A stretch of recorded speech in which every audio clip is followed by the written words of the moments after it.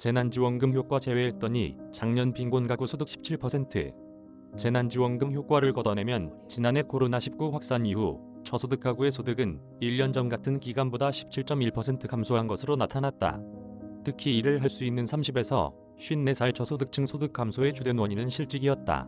한국은행은 10일 내놓은 코로나19가 가구 소득 불평등에 미친 영향 이슈 노트에서 저소득층의 소득 감소로 코로나19 이후 가구 소득 불평등이 확대됐다고 밝혔다.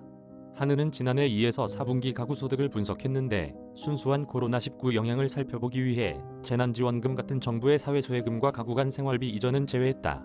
하위 20%인 1분위 가구의 소득은 17.1% 줄어 2분위, 3분위보다 감소율이 훨씬 컸다. 중산층 이상으로 볼 수 있는 상위 20에서 40%인 4분위와 5분위 소득은 각각 2.7%, 1.5% 줄었다. 이로 인해 전체 가구 소득 수준을 1에서 100등으로 나열했을 때 끝에서 10등과 중간의 소득 격차는 5.9배를 나타냈다. 코로나19 발생 이전인 2019년 2에서 4분기에는 이 격차가 5.1배였다. 1분위 소득 감소에는 고용 충격이 36.2% 영향을 줬다.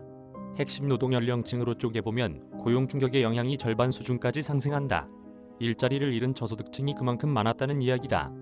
다행히 일자리가 유지된 저소득층도 되면 서비스업 종사 가구, 유자녀, 여성 가구에서는 소득 충격이 나타났다. 1분위에서 되면 접촉도가 높은 일자리 종사자 가구의 소득은 방역조치 등의 영향으로 전년 같은 기간 대비 29.1% 감소했다. 이중 대면 일자리에 종사하는 여성, 유자녀 가구의 소득은 23.1% 줄었다. 코로나19는 남성보다 여성, 미혼보다 기혼 노동자의 일자리에 더 많은 영향을 주는 것으로 알려지고 있다. 방역조치로 되면 서비스업 등 여성 고용 비중이 높은 산업을 중심으로 취업자 수가 많이 감소했으며 학교 및 어린이집이 폐쇄되면서 남성보다 육아 부담이 큰 기혼 여성의 노동 공급에 제약이 생기고 있어서다.